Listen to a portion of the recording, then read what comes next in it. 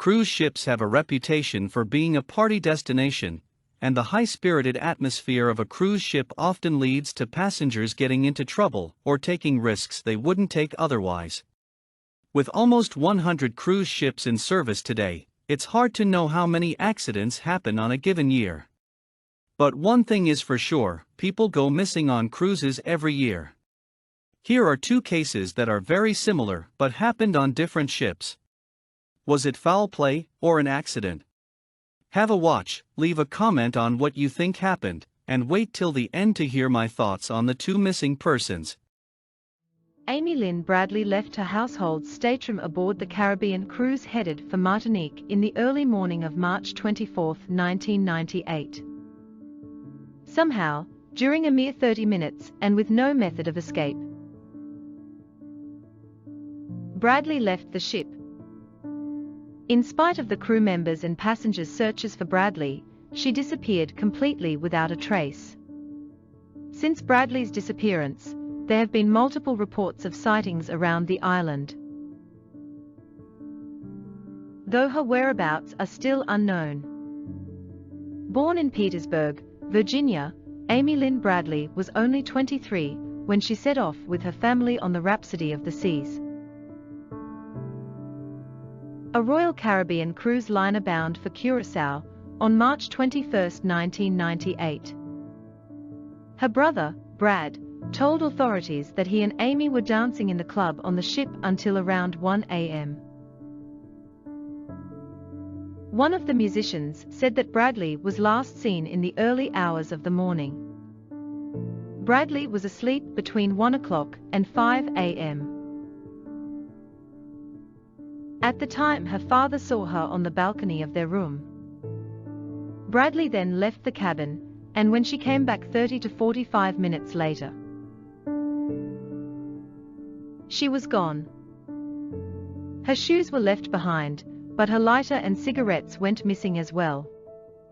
The cruise ship crew had to deny the request of Bradley's family for keeping the ship afloat until their daughter was captured to prevent the individual who abducted her. The crew then laid down the anchor and allowed the passengers to leave before commencing the search. Bradley's relatives believed this was when she was removed from the cruise.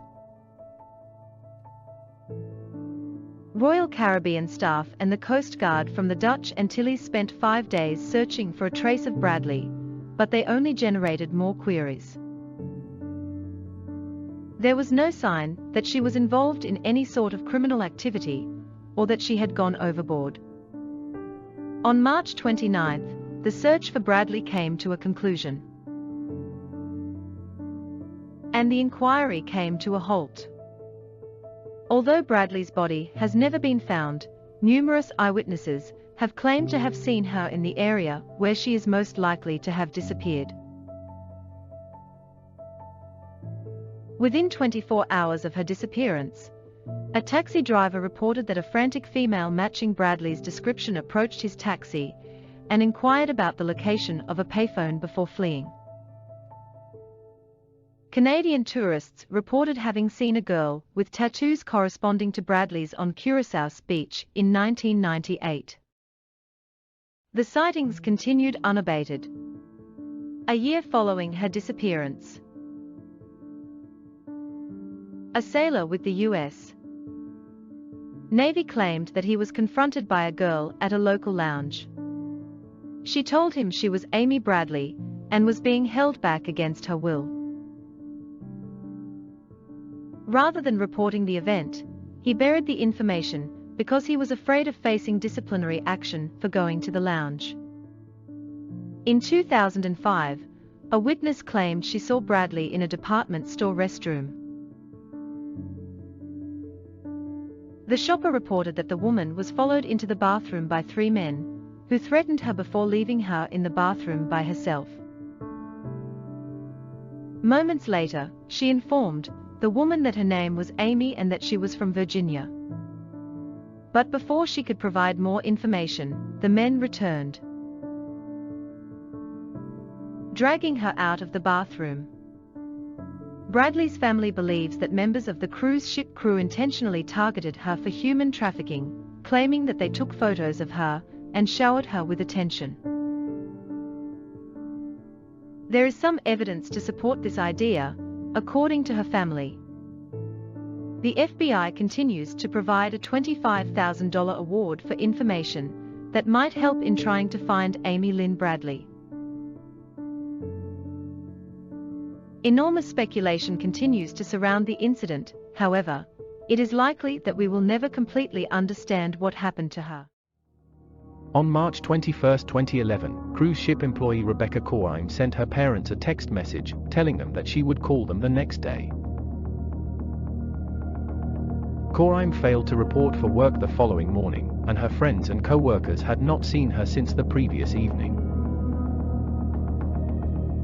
The crew conducted a very thorough search, but they didn't find any signs of Korine or any clues to her whereabouts. The 24-year-old woman had disappeared without a trace. A British national, Rebecca Korine, joined the Disney Wonder cruise ship in June 2010. On March 21, 2011, the ship left Los Angeles, California en route to Puerto Vallarta, Mexico. Korine was visibly distressed during a call at 5:45 a.m. At that time, the ship's surveillance cameras captured her in the crew lounge. Korine used an internal phone line. Korine was wearing what seemed to be menswear.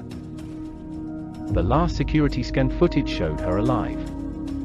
Disney contacted the United States Coast Guard and Mexico's Navy after Rebecca Korine could not be found anywhere on the ship. However, Korine was not ever located.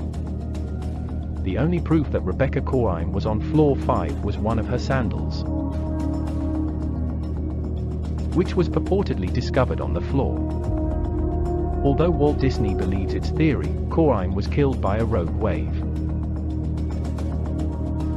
The bereaved family is not convinced. To learn more information regarding Korine's disappearance, they hired private investigator Roy Ram. A rogue wave would have had to be roughly 100 feet tall to have reached Korine and carried her off the deck.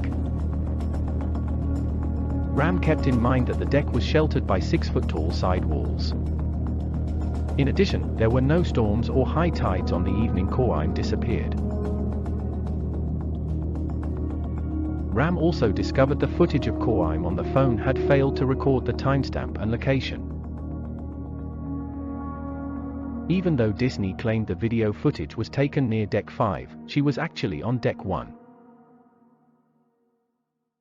The investigator also discovered a shoe on Deck 5 contained was labeled with the name and cabin number of another individual. Korine's friends and family members confirmed that the sandal was not Korine's preferred size and not her type. Korine's co-worker and former lover, Tracy Medley, said she had been fighting for recovery after she'd been raped as a teenager. Medley insisted that Rebecca Korine used cocaine to self-medicate. However, she was nonetheless in turmoil. Medley also suggested that Korine's family was ashamed that she was a lesbian.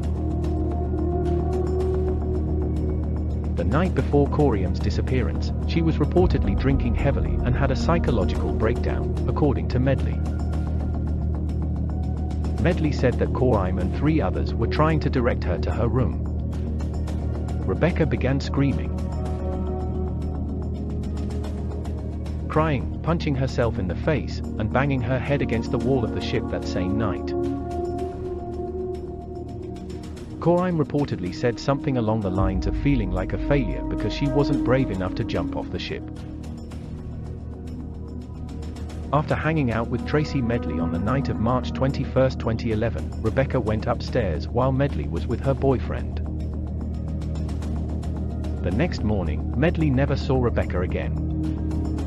Although the authorities accused Medley of being responsible for Korine's death,